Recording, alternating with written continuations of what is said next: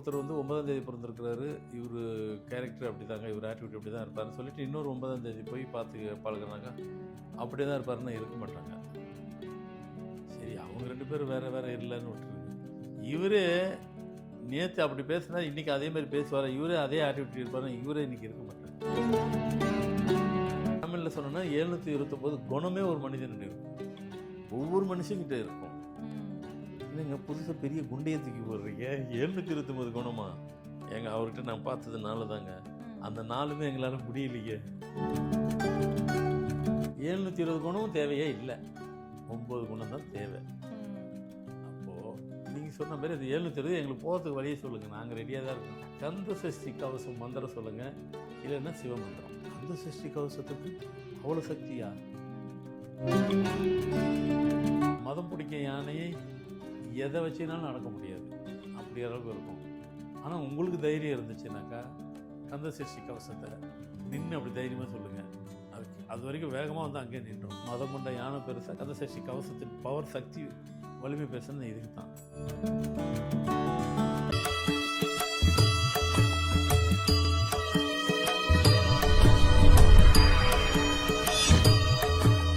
Format numerology நேயர்களுக்கு நர்மதாவின் அன்பான வணக்கம். நம்மளுடைய சேனலில் தொடர்ந்து பல்வேறு விதமான ஃபார்மட் நியூமராலஜி மற்றும் ஆன்மீகம் சம்பந்தமான தகவல்கள் பார்த்துட்டு இருக்கோம். அந்த வகையில் இன்றைக்கி நம்ம பார்க்க போகிற இந்த ஒரு பதிவில் நேயர்கள் கேட்கக்கூடிய பல்வேறு விதமான கேள்விகளுக்கு தெளிவான பதில் கொடுக்கறதுக்காக நம்ம கூட இன்றைக்கி ஃபார்மட் நியூமராலஜியினுடைய தந்தை டாக்டர் மகா தன்சேகர் ராஜா அவர்கள் இணைஞ்சிருக்காங்க. வணக்கம் சார். வணக்கம்மா. சார், இப்போ வந்து நம்ம பிறந்த தேதியை வச்சு நிறைய விஷயங்களை கம்பேர் பண்ணி நிறைய விதமான சொல்யூஷன் வந்து கொடுத்துருக்கோம் சார். அந்த வகையில் வந்துட்டு ஒரே பிறந்த தேதி சார், 2 நபர்கள், 2 பேருக்கும் எந்த விதமான சம்பந்தமும் கிடையாது சார், எந்த விதமான ஒற்றுமையும் கிடையாது. அப்படி இருக்கக்கூடிய 2 பேருடைய கேரக்டர் அப்படின்றது அந்த பிறந்த தேதியை பொறுத்து ஒரே மாதிரி தான் அமையுமா சார்? ஆமாம், பொதுவாக வந்துட்டு கரெக்ட் கேள்வி. நம்பர் வந்து வித்தியாசப்படுவது. ஏன்னா இப்போது ஒருத்தர் வந்து ஒரு தேதியில் பிறந்திருக்கிறாரு, நீங்கள் ஏன் ஈவன் ட்வின்ஸு கூட எடுத்துக்கிறீங்க, ட்வின்ஸே எடுத்துக்கிட்டால் கூட பார்த்தீங்கன்னா ரெட்டை குழந்தைன்னு எடுத்துக்கினா கூட 2 பேருக்கும் கேரக்டர் ஒரே மாதிரி இருக்குன்னா கண்டிப்பாக வேறுபடும், மாறுபடும். அதேமாரி ஒருத்தர் வந்து 9ஆம் தேதி பிறந்திருக்கிறாரு, இவர் கேரக்டர் அப்படி தாங்க, இவர் ஆட்டிடியூட் இப்படி தான் இருப்பாருன்னு சொல்லிட்டு இன்னொரு 9ஆம் தேதி போய் பார்த்து பழகுனாக்கா அப்படியே தான் இருப்பாருன்னா இருக்க மாட்டாங்க. சரி, அவங்க 2 பேரும் வேறு வேறு இல்லைன்னு விட்டுருங்க. இவரே நேற்று அப்படி பேசினா இன்றைக்கி அதே மாதிரி பேசுவார், இவரே அதே ஆட்டிடியூட் இருப்பார், இவரே இன்றைக்கி இருக்க மாட்டார். அதே மாதிரி அதே தேதியில் அதே உள்ளவங்க. அப்போது இந்த எண்களை வந்துட்டு ஸ்டடி பண்ணுறது, இந்த எண்களை முழுமையாக புரிஞ்சு கொள்வது அவ்வளோ சீக்கிரம் முடியாதது. அதுதான் எண்களுடைய சூட்சமும் எண்களுடைய ரகசியங்கள். அதை முழுமையாக தெரிஞ்சு கொள்வதும் முழுமையாக இது பண்ணணுன்னாக்கா அதுக்கு பல ஆண்டுகள் அதோட ஆராய்ச்சியிலேயே உட்காந்துட்டு இருந்தால் தான் முடியும். ஒரு சின்ன நூக்கன் கார்னரில் அப்படியே திருப்பிடும். ஏன்னா இத்தனை வருஷமாக ஆராய்ச்சி பண்ணிட்டு இருக்கீங்கன்றதுனால தான் இந்த ஒரு கேள்வியை நாங்கள் உங்ககிட்ட வைக்கிறோம். ஆமாம், ஏன்னா ஒரு மனிதன் நான் கண்டுபிடிச்சது 729 கண்டுபிடிச்சிருப்பேன். அப்படின்னாக்கா ஒரு 1ஆம் நம்பரு, தேதியில் 1, மாதத்தில் 1, வருஷத்தில் 1, விதி எண்ணில் 1, கூட்டு எண்ணில் இந்த மாதிரி 1 வந்துட்டு மொத்தம் உலகம் ஃபுல்லாக மனிதன் அப்படின்னு பார்த்தா எத்தனை இருக்குன்னா 81 இருக்கும்.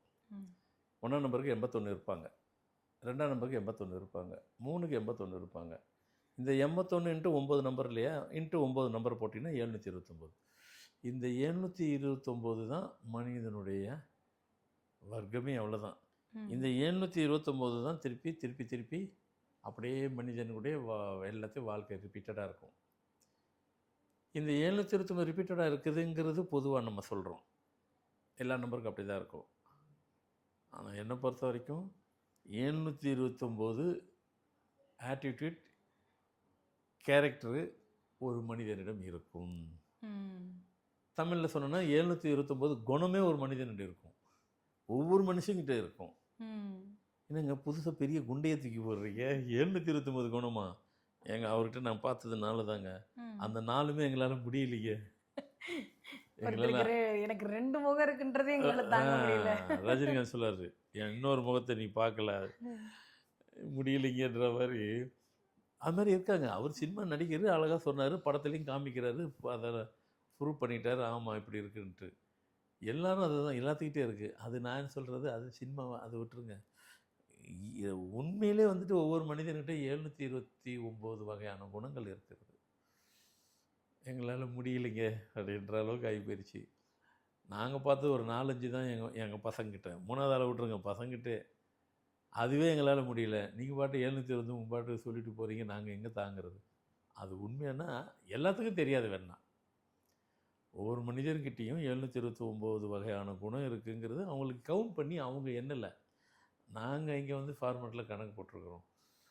ஒரு நாளைக்கு குறைஞ்சது ஒரு 50 வகையான குணத்தையாவது நம்ம காமிப்போம்.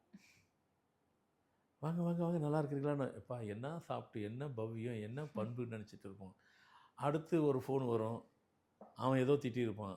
அடுத்த செகண்டே இவர் பதில் திட்டுவார், இப்போ தான் நல்லா இருக்கிறேன்னு கேட்டீங்க, அவ்வளோ பண்பாடு பேசுகிற, என்ன எப்படி பேசுகிற. அடுத்த செகண்ட் இன்னொரு ஃபோன் வரும், ரொம்ப அருமையாக பேசுவாங்க, ஆன்மீகத்தன்மையோடு பேசுவாங்க, என்ன ஆன்மீகத்தன்மை. இப்படி ஒரு நாளைக்கு 50 கேரக்டர் 50 குணம் ஒவ்வொரு மனுஷங்கிட்ட இருக்குது. அதெல்லாம் இல்லைன்னு சொல்ல முடியாது. இதை தெரிஞ்சு வச்சுக்கிட்டு இப்போ நாங்கள் என்னங்க பண்ண போகிறோம் அப்படின்னு யாரோ இதில் கேட்பாங்க. என்ன நம்மளுங்க எப்படின்னா, ஒன்று நம்ம இப்படி சொன்னால் அதுக்கு இன்னொன்று இப்படி பேசுறதுக்கு ஆள் ரெடியாக இருப்பாங்க. நீங்கள் இருந்துட்டு போங்க, அது பிரச்சனை இல்லை. நான் சொல்கிறதாவது எல்லாம் தெரிஞ்சுக்கிறதுக்காக இருக்கும். நீங்கள் அப்படி கேட்கறதுல எதுனா தெரிஞ்சுக்கிறது என்ன முடியுதா? அது உங்ககிட்டயும் இருக்குங்கிறத நான் சொல்கிறேன். ஓ அப்படியா? அப்படி தான். அதைத்தான் இப்போ உங்ககிட்ட சொல்கிறேன். உங்ககிட்டயும் அது இருக்குது. உங்ககிட்ட அது இருக்குது பெரிய மேட்டர் இல்லை. உங்ககிட்டயும் அது இருக்குன்றது எனக்கு தெரியுன்றதை தான் சொல்கிறேன். அது மாதிரி இதில் என்ன நம்ம புரிஞ்சுக்க வர்றது அப்படின்னாக்கா, இந்த 729 குணாதிசயம் கேரக்டரில் நமக்கு உண்மையிலே தேவைப்படுறது, தேவையானது, பயன்படுத்தி கொள்வது, பர்மனெண்ட்டாக வச்சுக்கக்கூடியது அப்படின்னு பார்த்துட்டா விரல் விட்டு என்ற அளவுக்கு தான் இருக்கும். அப்போ மீதியெல்லாம் தேவையே இல்லை.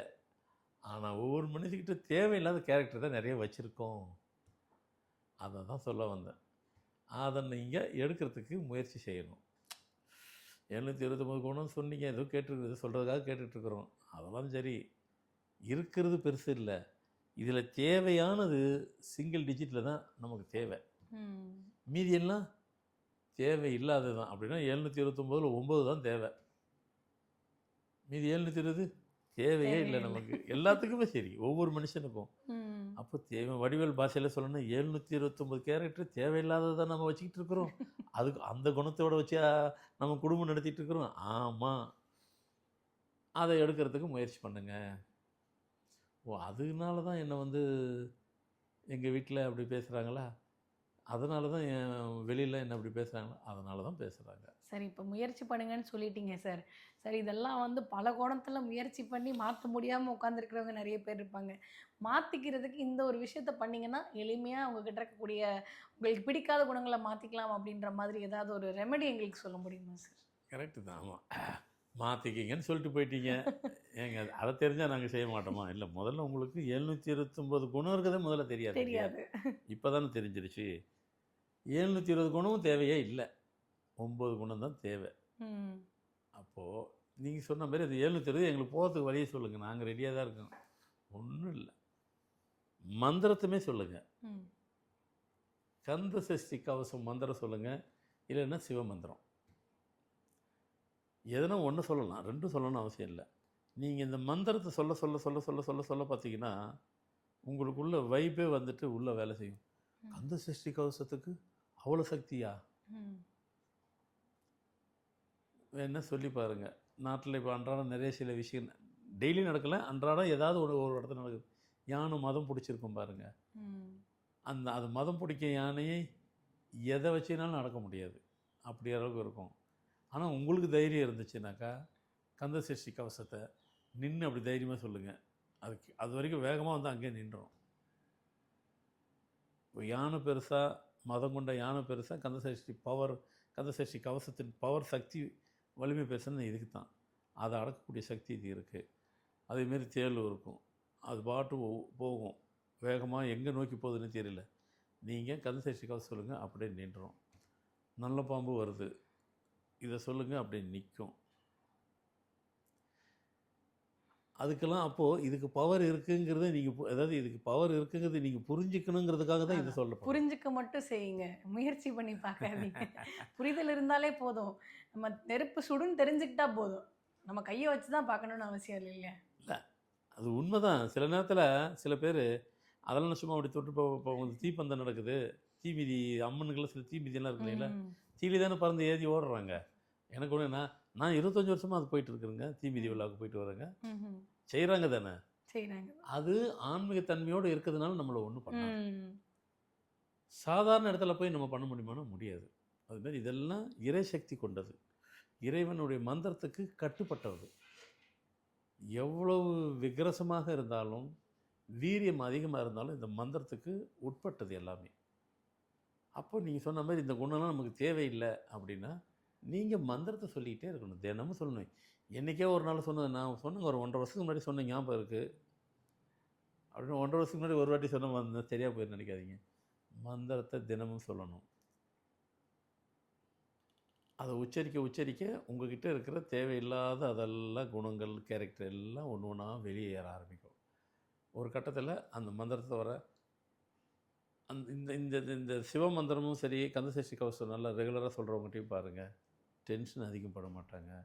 அவங்களுடைய ஆட்டிடியூடே மாறி போயிடும். அவை ரொம்ப பழுத்த பழம் மாதிரி பேசுவாங்க, பவ்யமாகிடுவாங்க, பண்பு உள்ளே கனெக்ட் ஆகிடும், அறம் உள்ளே வந்துடும், அன்பு உள்ளே வந்துடும். அது கொண்டு வந்து அவங்கள மாற்றி விட்டுரும். அந்த சக்தி அதுக்கு இருக்குது. அப்போ உங்களுக்கு முதல்ல சொன்ன மாதிரி தேவையான 9 சக்தி உள்ளே வந்துடும். 720 சக்தி தேவையற்றது வெளியே போயிடும். எல்லாம் முயற்சி பண்ணுவோமே. அப்போ யாருன்னா கேட்பீங்க, அதெல்லாம் சரிங்க சார், எங்களுக்கு நீங்கள் பாடமே நடத்திட்டீங்க, உங்ககிட்ட 729ல் 9 தான் வச்சுருக்கேன், 720 விட்டுட்டீங்களா? கேட்குறவங்க உண்டு சார். வேணா நீங்கள் கேட்காம இருக்கலாம், ஆனால் உங்கள் மைண்ட் வாய்ஸ் எனக்கு கேட்குது. அப்படி நான் விட்டதுனால தான் 42 வருஷமாக எல்லாருமே நல்லா இருக்கணுங்கிறது நிறைய தகவலை நான் சொல்லிக்கிட்டு இருக்கிறேன். கண்டிப்பாக சார். இல்லை, நான் ஒருத்தனே நல்லா இருக்கணும்னு நினச்சிக்கிட்டு இருந்திருப்பேன். அதை வெறும் வாயளவில் செய்யாமல் செயலளவு கூட பண்ணி இதே செயலளவு தான். மிகப்பெரிய கோயில் கட்டியிருக்குது, சிவன் கோயில். அந்த நீங்கள் நினைக்கிற மாதிரி சிவன் கோயில் கட்டி உண்டியல்லாம் வைக்கல. உண்டியல் கிடையாது அந்த கோயிலில். அது முதல்ல எல்லோரும், நான் இது வரைக்கும் சொன்னதில்லை. அங்கே எந்த செலவுனாலும் அந்த செலவு கையிலேருந்து தான் நாங்கள் பண்ணிகிட்ருக்குறேன். என்னுடைய சம்பாதனை தான் அந்த கோயிலே நடத்துகிறேன். அதனால் சில பேர் டொனேட் பண்ணுறாங்க, அது வேறு விஷயம். அது இந்த அன்னதானம் அந்த மாதிரி இது அது ஏதோ பண்ணுறாங்க, கடவுளுக்குன்னு அவங்க விரும்பி பண்ணுறது வேறு.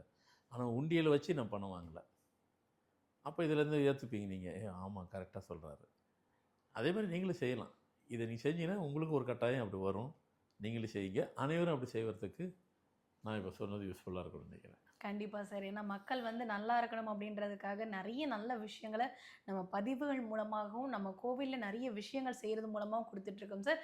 அந்த வகையில் தான் வரக்கூடிய ஜூன் மாதம் 13ஆம் தேதி ஒரு மாபெரும் யாகத்தை வந்து நம்மளுடைய குச்சிக்குளத்தூரில் இருக்கக்கூடிய மகாசிவலிங்கேஸ்வரம் ஆலயத்தில் வந்து பண்ண போகிறோம், ருத்ர யாகம். அதில் வந்து நிறைய பேர் கலந்துக்கிட்டு பயன்பெறணும் அப்படின்றதுக்காக ஒரு நல்ல ஒரு முன்னெடுப்பை பண்ணியிருக்கீங்க. அதுக்கு வந்து மனமார்ந்த எங்களுடைய நன்றிகளை தெரிவிச்சுக்கிறோம் சார். கண்டிப்பாக இந்த யாகத்தில் கலந்துக்கணும்னு விருப்பம் இருக்கக்கூடியவங்க ஸ்க்ரீனில் தெரியக்கூடிய இந்த நம்பருக்கு கால் பண்ணி உங்களுக்கான விவரங்களை நீங்கள் கேட்டு பெற்றுக்கலாம். நன்றி சார். வணக்கம்மா.